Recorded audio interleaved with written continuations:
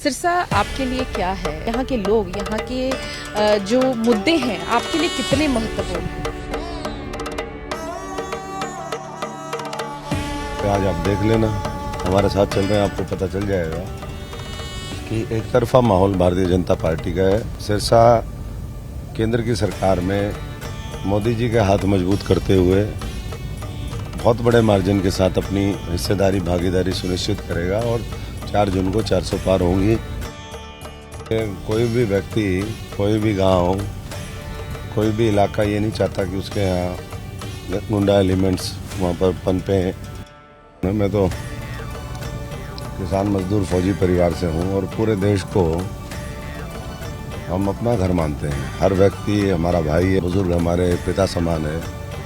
तो यही भाव लेकर के हम राजनीति में आए थे कि इनकी करोड़ों लोगों की जो आज इस तरीके से हालात है उनको कैसे बदला जाए। लेकिन जब मुझे लगा कि 6 साल लगातार जो है अंदरूनी इतना माहौल खराब है, कोई काम करने की संस्कृति नहीं बची, गुटबाजी है, किसी को पार्टी से मतलब नहीं है, मेरा परिवार, ये जो कल्चर है मैं समझता हूँ ये भारतीय जनता पार्टी में बिल्कुल इसके विपरीत है। देश, त्याग, मेरा परिवार, ये पूरा देश मेरा परिवार। देश के लोगों ने आज 2 बार मौका दिया और तीसरी बार देने के लिए तैयार है और मुझे लगता है कि इस बार तो 400 पार है, अगली बार 500 पार का नारा लगेगा। लोकसभा चुनाव 2024 में जो कैंडिडेट्स हैं अब अपने अपने नामांकन भी भर चुके हैं और अब लगातार लोगों के बीच में जा रहे हैं। और अगर भाजपा की बात करें तो इस बार 400 पार का नारा जो है वो दिया गया है, सिरसा में है। और सिरसा से भाजपा के जो प्रत्याशी हैं लोकसभा के, अशोक तंवर जी हमारे साथ हैं। सबसे पहले तो आप ये देखिए कि सुबह के 8 बजे हैं और नाश्ता जो है वो भी गाड़ी में हो रहा है। तंवर साहब, शेड्यूल बहुत टाइट रहता है इलेक्शंस में। हम देख रहे हैं आप ब्रेकफास्ट सर क्या लेते हैं? गर्मी है बहुत है एक तो। अब आप देख रहे हो ये हमारा इसमें कॉर्नफ्लेक्स है और दही के साथ मिला करके इसमें थोड़ा फ्रूट्स है, कुछ ड्राई फ्रूट्स हैं। तो कोशिश रहती है कि हेल्दी खा लें, बाकी दिन में तो अपनी चॉइस होती नहीं है। तो ये नाश्ता है, आप भी लेंगे तो मैं आपको भी डाल के देता हूँ। कोई बात नहीं सर, पहले आप खाइए क्योंकि आपको ज्यादा एनर्जी की जरूरत है। मैं तो एनर्जी के साथ खा लूंगा, चिंता मत करिए। और आप भी बिल्कुल सर के साथ सर मुझे भी हेल्दी डाइट मुझे ज्यादा जरूरत है सर, मुझे ऐसा लगता है। अच्छा सर, कैसी चल रही है कैंपेनिंग? माहौल कैसा नजर आ रहा है? विरोध तो वैसे बहुत हो रहा है, हम लोग विरोध नहीं है, सिर्फ जो है दूसरे राजनीतिक दलों के लोग हैं वो अपने जो उनके गुंडा एलिमेंट्स हैं उसके साथ ये करते हैं। और गांव में जिस गांव में वो करते हैं वहां से हम बहुत बड़े मार्जिन से जीतेंगे। तो ये कोई भी व्यक्ति, कोई भी गांव, कोई भी इलाका ये नहीं चाहता कि उसके यहाँ गुंडा एलिमेंट्स वहाँ पर पनपे हैं, वो उनके साथ गलत करें। तो ये तो सरासर जो है लोकतंत्र का मैं समझता हूँ कि लठतंत्र बनाने की कोशिश है कुछ लोगों के द्वारा। सब जगह नहीं है, हर गांव में कोई एक दो होगा, नहीं तो बहुत से गांव ऐसे कैसे होते हैं। आज आप देख लेना, हमारे साथ चल रहे हैं, आपको पता चल जाएगा कि एक तरफा माहौल भारतीय जनता पार्टी का है। और सिरसा केंद्र की सरकार में मोदी जी के हाथ मजबूत करते हुए बहुत बड़े मार्जिन के साथ अपनी जो है वो हिस्सेदारी भागीदारी सुनिश्चित करेगा और 4 जून को 400 पार होंगी। हमारी 10 की 10 सीटें हम लोकसभा जीतेंगे और मुख्यमंत्री जी, नायब सैनी जी जो बाई इलेक्शन लड़ रहे हैं वो भी बड़े अंतर से जीत कर गए। बिल्कुल 400 पार का नारा जो है वो दिया है। सर, सिरसा में आपने अपना घर बनाया, हालांकि आप सिरसा के रहने वाले नहीं हैं। सिरसा आपके लिए क्या है? अगर हम एक कॉन्स्टिट्यूएंसी के तौर पर तो जानते ही हैं, लेकिन यहाँ के लोग, यहाँ के जो मुद्दे हैं आपके लिए कितने महत्वपूर्ण हैं? हमारे लिए सब महत्वपूर्ण है। मैं तो किसान मजदूर फौजी परिवार से हूँ और पूरे देश को हम अपना घर मानते हैं। हर व्यक्ति हमारा भाई है, हर व्यक्ति हमारी हर जो लेडी है, लड़की है, वो हमारी बहन है, बेटी है, बुजुर्ग हमारे पिता समान है। तो यही भाव लेकर के हम राजनीति में आए थे कि इनकी करोड़ों लोगों की जो आज इस तरीके से हालात है उनको कैसे बदला जाए। आज से 3 दशक पहले जब हम आए तो मैं कोई प्रोफेशनल पॉलिटिशियन तो हूं नहीं, तो गैर राजनीतिक पारिवारिक पृष्ठभूमि से हैं और ग्रामीण पृष्ठभूमि से हैं। लोगों के दुख दर्द को ठीक करने के लिए, उनके हालात बदलने के लिए, उनका जीवन स्तर उठाने के लिए और उनको न्याय मिले, उनका ऊपर अन्याय अत्याचार करने वाले ना हो, ये सोच करके आए थे और वही आज भी लक्ष्य है। देश हमारा लक्ष्य है और कोई नहीं है।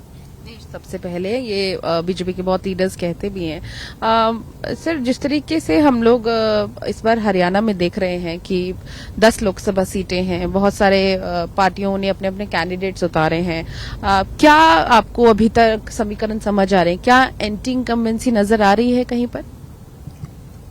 मुझे नहीं लगता कि कोई भी एंटी इनकम्बेंसी है। वो लोग जिन्होंने 55-60 साल राज किया, राज में इसलिए कह रहा हूं सेवा नहीं करी, राज किया, देश को लूटा, प्रदेशों को लूटा, जनता को उनके संवैधानिक अधिकार नहीं दिए, बाबा साहब ने जो संविधान लिखा, कानून बनाए, वो उन तक पहुंचने ही नहीं दिए।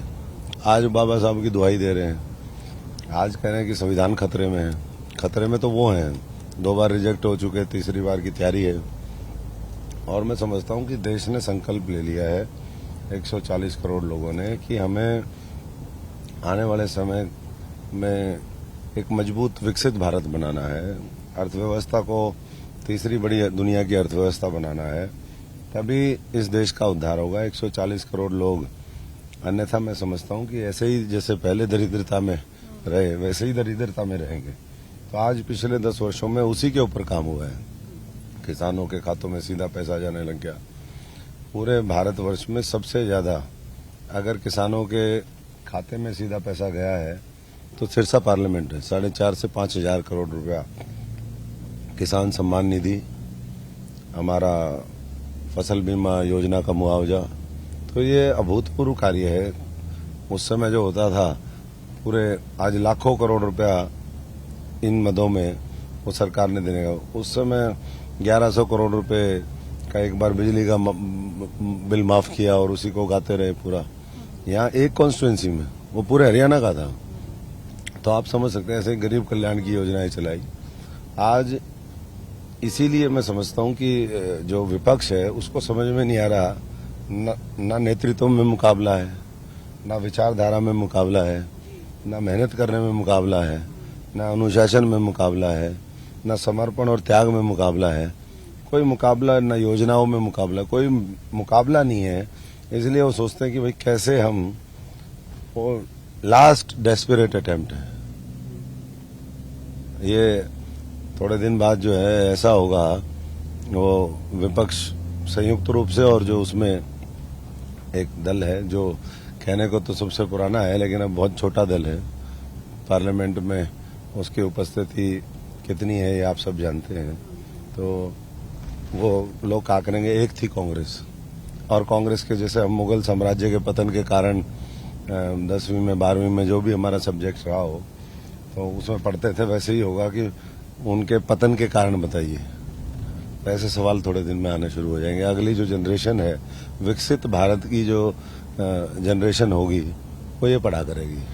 आप खुद कांग्रेस में रहे हैं तंवर साहब लंबे समय तक, और आपके सामने जो कैंडिडेट हैं कांग्रेस के, कुमारी शैलजा जी, आपके पुराने साथी हम कहें, कलीग रह चुके हैं, किस तरह से देखते हैं कि आखिर पतन की स्थिति आई क्यों है कांग्रेस में, और आपको भाजपा में ऐसा क्या चीज प्रभावित लगी, क्या चीजें, कौन सी ऐसी योजनाएं या कौन सी ऐसी बात आपको इतनी ज्यादा प्रभावित हो गई कि आपने भाजपा में शामिल होने का फैसला लिया था?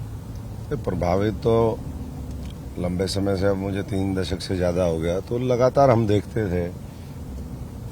जब हम थे तो हमें लगता था नहीं यही सब सत्य है, लेकिन जब हमने देखा समय के साथ कि किस तरीके से वहां पर शोषण की व्यवस्था है, जो साधारण परिवारों के लोग हैं, अपवाद हो सकता है कोई किसी को मौका दे दिया हमारे जैसे को, लेकिन क्योंकि मैं साधारण परिवार से था और हमें लगता था नहीं अच्छे लोगों को आगे बढ़ाना चाहिए, तो सबसे बड़ी बात तो वहाँ परिवारवाद जिस तरीके से हावी है, जिस तरीके से पैसे का बोलबाला है। आप पूरा परिवार की बात कर? नहीं, मैं पूरी कांग्रेस की बात कर रहा हूँ। और जिस तरीके से ब्लैकमेलिंग होती है, आर्म ट्विस्टिंग होती है, नेतृत्व ये फैसला कर ही नहीं पाता कि कौन सच्चाई, ईमानदारी से, वफादारी से पार्टी को खड़ा करने में लगा हुआ है। नीचे से जो लोग हैं, हजारों लाखों लोग, वो पार्टी के लिए खून पसीना बहाते हैं, उसके लिए त्याग करते हैं, उसके लिए अपने बच्चों का पेट काट करके पार्टी को सींचते हैं, और आखिरी में उन्हीं के ऊपर प्रहार होता है सबसे ज्यादा। तो जब हमने देखा कि इस तरीके से 2014 से लेकर के 19 के बीच में, जब मैं करीबन 6 साल अध्यक्ष रहा, हम मेहनत करने वाले बिल्कुल अलग लोग थे। जो लोगों को बाद में टिकटें दी, वो लोग अपने घरों में बैठे हुए लोग थे। तो जब हमने देखा कि इतना अन्याय और अत्याचार हो रहा है, हमने अपना जो बातों से प्रोटेस्ट हो सकता था, अपनी बात पहुंचाने की कोशिश करी। लेकिन जब मुझे लगा कि 6 साल लगातार जो है अंदरूनी इतना माहौल खराब है, कोई काम करने की संस्कृति नहीं बची, गुटबाजी है, अनुशासनहीनता है, किसी को पार्टी से मतलब नहीं है, सिर्फ सेल्फ से मतलब है, मैं, मेरा परिवार। ये जो कल्चर है, मैं समझता हूँ ये भारतीय जनता पार्टी में बिल्कुल इसके विपरीत है। उनका ये नहीं, देश, त्याग, मेरा परिवार, ये पूरा देश मेरा परिवार, वहाँ ये कल्चर। और इसीलिए मैं समझता हूँ कि देश के लोगों ने आज 2 बार मौका दिया और तीसरी बार देने के लिए तैयार है। और मुझे लगता है कि इस बार तो 400 पार है, अगली बार 500 पार का नारा लगेगा। मनोहर लाल जी, पूर्व मुख्यमंत्री, एक चीज हमेशा कहते हैं कि भले आप बीजेपी में शामिल हो जाओ, लेकिन क्या बीजेपी आप में शामिल हो गई है, ये बेहद ज्यादा जरूरी है। तो क्या बीजेपी आप में शामिल हो गई है? मैं तो जिस तरह की यहाँ पर काम करने की परंपरा है, जो कल्चर है, मुझे लगता है मैं वहाँ पर मिसफिट था, और इसीलिए कहीं न कहीं हमारे साथ गलत हुआ। मैंने भी कई हजार करोड़ रुपए कमा रखे होते तो मैं कांग्रेस का प्रिय होता, मुझे आवश्यकता ही नहीं थी छोड़ने की। मैं भी एक अटैची बड़ी सी देता, बढ़िया रहता मामला। तो ये जो सारा मामला है, अब तो समय बहुत ज्यादा बीत गया है, बहुत ज्यादा चर्चा भी, मैं तो उन चीजों को भूल चुका। मैं तो सकारात्मक राजनीति के साथ आगे बढ़ रहा हूँ। मैं, देश के 140 करोड़ लोग महत्वपूर्ण हैं। कांग्रेस का क्या होगा, क्या नहीं होगा, वो तो जनता तय करेगी। और आज जिस तरीके का माहौल है, वो तय कर भी चुकी है। कांग्रेस, हम 50 दिन फील्ड में काम कर लेते हैं, उसके बाद तो उनकी घोषणा होती है, 20 दिन में क्या करेंगे। तो इस तरीके से मुझे लगता है कि आज भी उन लोगों ने सबक नहीं लिया है। आज भी लट्ठम लट्ठा जूतम पजार हो रहे हैं। अभी एक टोहाना में समैन गांव है, तो उसमें देखा आपने, तो कहते हैं कि रस्सी जल की बल नहीं गया, कुत्ते की पूंछ 12 साल जो है वो पाइप में रखे, फिर भी वो सीधी नहीं होगी। मेरा सवाल यही था कि बार बार अब ये आरोप लग रहे हैं कि भाजपा भले ही 400 पार का नारा दे रही है, लेकिन जो कैंडिडेट्स हैं वो दूसरी पार्टियों से लिए गए हैं, उधार के कैंडिडेट्स हैं। अगर दूसरी पार्टियों में आप लोग उनकी एनर्जी देश के विकास के लिए, देश की को आगे बढ़ाने के लिए यूज नहीं कर रहे, अच्छी छवि के लोग अगर हैं जिनको जनता चाहती है, तो मुझे नहीं लगता कि कोई उसमें वो है। आज कोई भी साथी अगर बीजेपी ने दिया है तो फीडबैक के आधार पर दिया है, वो किसी एक व्यक्ति विशेष का नहीं है, वो पार्टी का कैंडिडेट है। और मैं तो धन्यवाद करूंगा इस बात के लिए कि भारतीय जनता पार्टी बहुत ओपन उसके साथ, कोई पूर्वाग्रह से ग्रसित हुए बिना वो निर्णय करती है कि भाई हम अपना उम्मीदवार उतारेंगे, और फिर उसके पीछे पूरी ताकत लगाती है। दूसरी पार्टियों में क्या है, जब एक जनरल एक वैसे बात करते हैं लोग कि भाई हार जाए तो जीत जाए तो मंत्री, हार जाए तो महामंत्री। महामंत्री मतलब संगठन में, कि पहले जब सत्ता में होंगे तो मुख्यमंत्री और मंत्री की लड़ाई लड़ेंगे, विपक्ष में होंगे तो जो है फिर संगठन पे कब्जा कर लेंगे।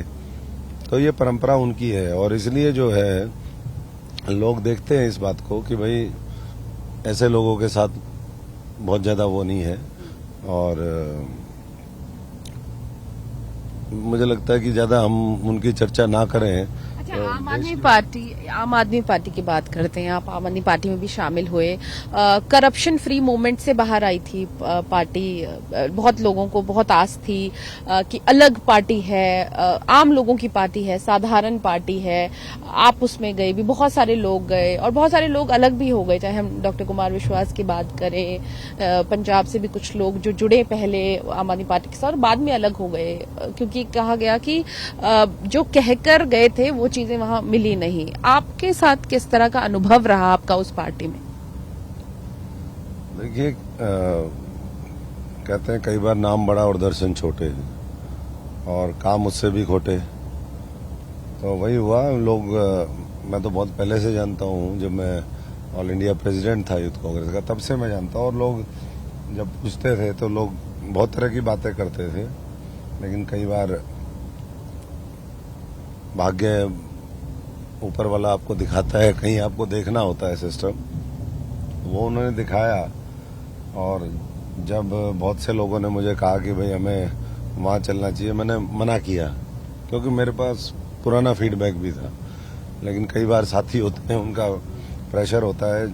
हम लोग यहाँ से छोड़ चुके थे और सब साथियों का मैंने बताया कि आज की राजनीति इतनी आसान नहीं है, तो पैसे का बोलबाला है। तो वो होता तो मैं वहीं न रहता जहाँ पर पहले था। उसी की वजह से तो मैं और हमारे साथियों के साथ गलत हुआ। तो जब हम वहां पर गए तो मैंने बहुत से लोगों से दोबारा पूछा, तो सभी ने ये सारे नाम लिए। कुमार विश्वास, हमारे किरण बेदी, प्रशांत शशिभूषण जी, हमारे प्रोफेसर आनंद कुमार, आशुतोष जी, ऐसे अनगिनत लोगों के नाम लिए कि भाई आप वहां पर फिट नहीं हो पाओगे। और वही हुआ। कोई भी व्यक्ति स्वाभिमानी, कोई कोटरी है वहां पर जो काले कारनामे करती है, और उस कोटरी में नए आदमी की एंट्री नहीं है, क्योंकि ना तो वो ट्रस्ट कर सकते, ना वैसे काम करना चाहते। तो 2 साल करीबन हमने देखा, जो कांग्रेस में धोखा मिला हमारे लोगों को, वही धोखा यहाँ। तो आजकल की राजनीतिक व्यवस्था जो है, मैंने कहा शोषण की व्यवस्था है। तो वो कहते हैं कि धोखे की गारंटी देंगे, बाकी किसी चीज की कोई गारंटी नहीं है। तंवर साहब, आपको लगता है कि अभी तक आपने जितना भी आपका राजनीतिक करियर रहा है, एक जो नाम, एक जो स्थान आपको मिलना चाहिए था वो नहीं मिला अभी तक, या अब मिलेगा ये उम्मीद है? नहीं, हमने तो ऊपर वाले ने बहुत कुछ दिया। जीवन में कई बार उतार चढ़ाव देखते हैं, और आपने देखा होगा कहीं ऊपर से अगर प्लेन से कूदता है तो सब बड़े रोमांचक उससे देखते हैं। अगर वो खड़ा हो जाता है तो लोग कहते हैं ये हीरो है, और अगर उसका पैराशूट नहीं खुलता तो कहते हैं कि बेवकूफ है। तो ऐसा ही है, कई बार ऊपर वाला आपको दिखाना चाहता है। उसने दिखाया, सिखाया, समझाया, और दुनियादारी की जो बारीकी है कई बार हम नहीं समझते, तो वो उन्होंने समझाई। उसको समझ करके अब और बेहतर किस तरीके से हो, उस पर हम काम करने में लगे हुए हैं। तो मैं तो जिस तरीके का भी हालात हैं उसमें खुश रहने वाला व्यक्ति हूँ। मुझे कोई किसी से गिला शिकवा नहीं है।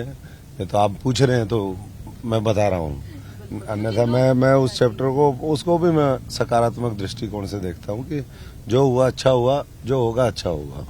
आप पॉजिटिव सोल सोचते हैं, हर एक चीज पॉजिटिवली सारी चीजों को ले रहे हैं। अच्छा सर, अब कैंपेनिंग की आपकी बात करते हैं, कितना पूरा दिन सर क्या शेड्यूलिंग रहती है? और मैं देख रही थी आपने एक सूटकेस अपने साथ रखा है और गुड़ रखा है सर। गुड़ तो कोई गौ माता मिल जाएगी तो गुड़ खिला देंगे। सूटकेस में मेरा सामान है, कई बार रात को ना भी हम आ पाए तो सूटकेस रहेगा, तो कहीं भी रुक सकते हैं। पॉलिटिशियन तो असली मायने में अगर सेवा करने वाला है तो वो मैं समझता हूँ कि साधु संत से कम नहीं है। हाँ, उसके बाणे में, उसके भेष में आज पॉलिटिशियन की बड़ी एक नेगेटिव वो है। तो इसलिए कई बार हम कहते हैं भाई हमें नेताजी तो मत कहो, तो क्योंकि एक नेगेटिव कॉनोटेशन उसके साथ जुड़ गया है। तो यही है, इसीलिए सूटकेस भी है और ये भी है। सुबह सर उठते हो, रात कितना टाइम हो जाता है सोते सोते? 3-4 बजे लेटता हूँ और 2-3 घंटे जैसा होता है उसको वो करके और उसके बाद फिर हम शुरू हो जाते हैं। बिल्कुल हमारी बातचीत जारी है और जैसे रास्ते में जो भी बड़े लीडर्स या जो भी कार्यकर्ता मिल रहे हैं उनसे लगातार अशोक तंवर जी मिल रहे हैं, बातचीत कर रहे हैं। सुबह का समय है, फतेहाबाद जा रहे हैं सर। सिरसा कॉन्स्टिट्यूएंसी, अगर हम पूरे इस कॉन्स्टिट्यूएंसी की बात करें, अहम मुद्दे क्या हैं यहाँ के? अहम मुद्दे, पहले पुराने समय में कनेक्टिविटी एक बड़ा इशू था। हम लोगों ने मिलकर के उस समय लड़ाई लड़ी जब हम सत्ता में थे और सैंक्शन करवाया हमने हाईवे डबवाली से लेकर के हिसार तक का, आज वो बन करके तैयार है। और मैं माननीय मोदी जी का, मनोहर लाल जी का आभारी हूँ कि कई बार पहले लगता था ये प्रोजेक्ट बीच में ना अटक जाए, क्योंकि शुरुआत ही हुई थी मेरे समय में। लैंड एक्वायर हो गई थी, हमने पत्थर रख दिया था, पुल का काम शुरू हो गया था डबवाली में। 60 साल से पुल नहीं बना था वहां पर, रेलवे ओवरब्रिज, तो दोनों इंटीग्रेटेड प्रोजेक्ट था। न्यूक्लियर प्लांट का काम जारी है, करीबन 33,000 करोड़ रुपए की लागत से ये न्यूक्लियर प्लांट बन करके तैयार होगा। तो उसके साथ साथ शिक्षा की बात थी, शिक्षा है, स्वास्थ्य है। आज 3 मेडिकल कॉलेज, हमारे 3 जिले लगते हैं, तीनों में मेडिकल कॉलेज या तो बनने को तैयार है या उसका काम शुरू होना है। तो ये हर क्षेत्र में अब तो मेन मुद्दा ये है कि और बेटर रेलवे की कनेक्टिविटी हमने करवाई और अच्छे उसको करने का प्रयास करेंगे। सबसे बड़ी बात यह है कि इस इलाके में उद्योग धंधे वो कम है और हमारी अगली प्रायोरिटी यही होगी कि जब भारत विकसित होने की तरफ जा रहा है तो हमारे इस इलाके में इंडस्ट्रीज ज्यादा से ज्यादा आए और लोगों को रोजगार भी मिले, आर्थिक तरक्की भी सुनिश्चित हो। खासतौर से agro based industry, food processing industry, textile mills, क्योंकि यहाँ पर पूरे देश का जो 10% कॉटन है वो हरियाणा में होता है, उसका 50% केवल सिरसा में होता है। ऐसे ही गेहूं और धान के उत्पादन में, गेहूं के उत्पादन में कई वर्षों तक हम पूरे इंडिया में नंबर 1 रहे। तो ज्योग्राफिकली बहुत बड़ा एरिया है, तो अपार संभावनाएं हैं। बाकी हर तरह से टिप्स पे है पूरी कॉन्स्टिट्यूंसी में। तो 15 वर्षों से लगातार इन्हीं के बीच में हूँ, सुख में दुख में, और लोग इस बात को मानते भी हैं कि भाई अशोक तंवर के पास बहुत अपॉर्चुनिटी थी, वो छोड़ के भाग सकते थे, लेकिन हम तो छोड़ के नहीं भागे।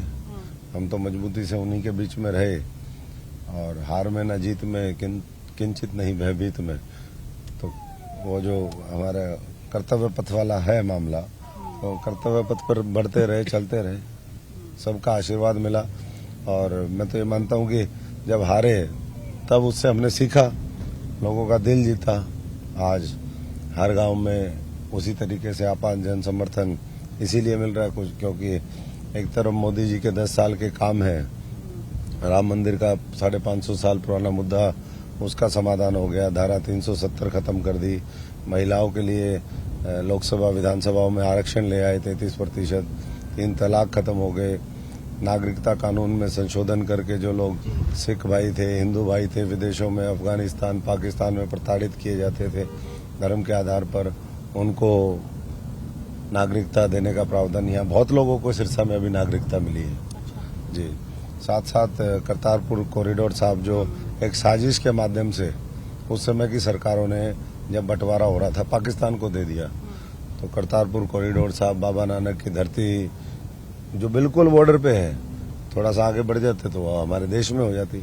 तो इसीलिए साजिशों पे साजिश होती रही। और जो आज ये बात कह रहे हैं बाबा साहब के बारे में कि भाई बाबा साहब और ये संविधान की बात करते हैं, आपको पता होगा कि जम्मू कश्मीर के अंदर इतने साल तक रिजर्वेशन ही लागू नहीं थी, क्योंकि उसमें प्रावधान ही नहीं था। अलग कानून, अलग संविधान, अलग उनका सब कुछ, अलग झंडा, ये बना करके दे दिया। आज वहाँ के लोगों को उसका फायदा मिल रहा है, SC ST हमारे और जो तबके हैं। अच्छा, एक चीज ये भी हो रही है, कह रहे हैं कि बीजेपी रिजर्वेशन को खत्म करने जा रही है। रिजर्वेशन आजाद देश में लेकर के आए बाबा साहब जी, उसके बाद उसको अगर ढंग से फॉलो अप किया होता तो आज मैं समझता हूँ कि ये बैकलॉग इतना नहीं होता। ये बैकलॉग जो दिया है ये कांग्रेस की देन है। आज रिजर्वेशन इन प्रमोशन नहीं है तो ये उन्हीं की करामात है।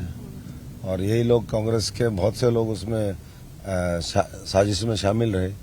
तो इन्हीं चीज़ों की वजह से बहुत से कारण है। आपने पूछा कि क्यों, जब देखते थे हम ये सारी चीज़ें, गंभीरता नहीं थी।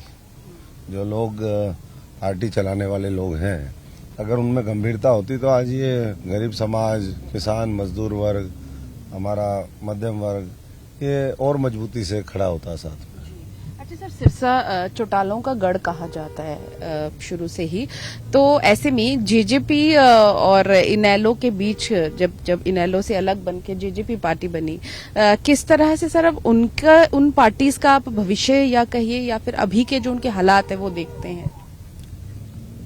आपके साथ भी वैसे तो गठबंधन में ये इस चुनाव में तो मैं समझता हूं कि लोकसभा में जो पहले मार्जिन था उससे बड़े मार्जिन के साथ हरियाणा में 10 में से 2 सीटें ऐसी थी जहां पर 6.5-7 लाख मार्जिन से हम जीते थे। इस बार कोई किसी से कंपटीशन नहीं, हम तो अपने से ही कंपटीशन हमारा कि हर बूथ में 370 वोट कैसे बढ़ाएं, और वो बढ़ाने में लगे हुए। जब 370 वोट बढ़ेंगे तो एवरेज में मानता हूं कि कोई भी सीट हम 6-7 लाख से कम में नहीं जीतेंगे इस बार, उससे ऊपर जीतेंगे। और टारगेट ये है कि जो टॉप 10 सीट्स हैं उसमें ज्यादा से ज्यादा हरियाणा की सीटें हैं। पहले 2 थी, अब 5 आए, 7 आए, 3 आए, 4 आए। ये तो समय तय करेगा, लेकिन मुझे विश्वास है कि पहले से बड़ा जनादेश हरियाणा और सिरसा के लोग दे करके और केंद्र में भागीदारी अपनी सुनिश्चित करेंगे, मोदी जी के हाथों को मजबूत करेंगे और भारत को विकसित होता, आर्थिक महाशक्ति बनता देखेंगे। अच्छा सर, सिरसा की अगर बात करें तो पंजाब के साथ लगता है, बहुत सारे यहाँ पे पंजाबी स्पीकिंग लोग भी होंगे, है ना? तो आप भी बोल लेते हैं सर पंजाबी?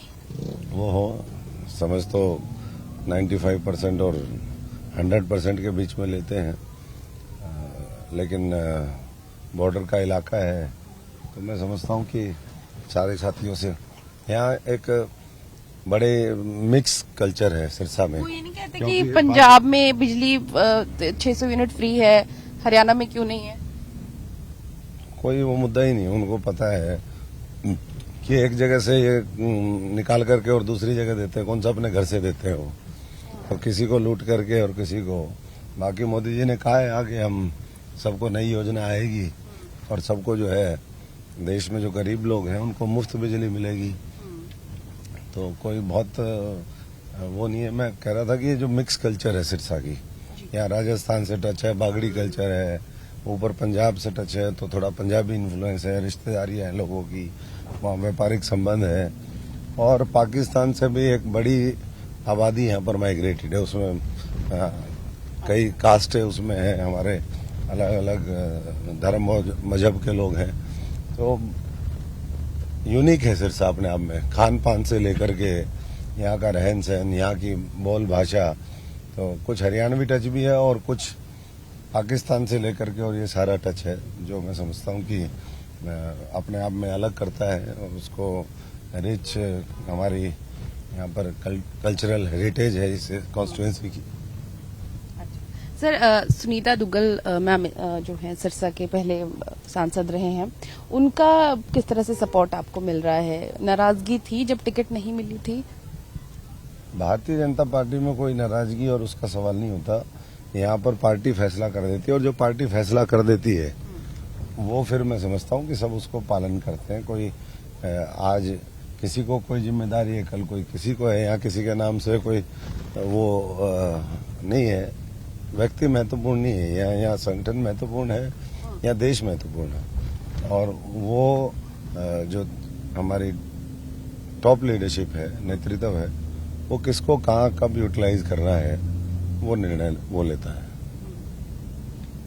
तो अशोक तंवर जी के साथ जो है बातचीत जिस तरह से हमने करी, और ब्रेकफास्ट का टाइम भी नहीं मिलता, वो भी गाड़ी में करते हैं। और इसके अलावा अगर बात करें तो कैंपेनिंग में जो समय रहता है ज्यादातर लोगों से मुलाकात करना, डोर टू डोर कैंपेनिंग करना, ये कैंपेन ट्रेल दिखाने का मकसद यही है कि आपको दिखाएं कि चुनावों में जो राजनेता हैं या जो कैंडिडेट्स हैं उनका सुबह से लेकर शाम तक की क्या दिनचर्या रहती है, कैसे कैसे वो अपनी कैंपेनिंग करते हैं, खाते क्या है, और अपने मुद्दे किस तरीके से जो है वो जनता के बीच में रखते हैं, मैनिफेस्टो को किस तरीके से लोगों को बताते हैं, क्योंकि बहुत सारे लोग हैं वो मैनिफेस्टो को नहीं पढ़ते, जो ये बताएंगे वही मैनिफेस्टो जो है वो पूरा होगा। तो ऐसे में आज बातचीत की गई डॉक्टर अशोक तंवर से।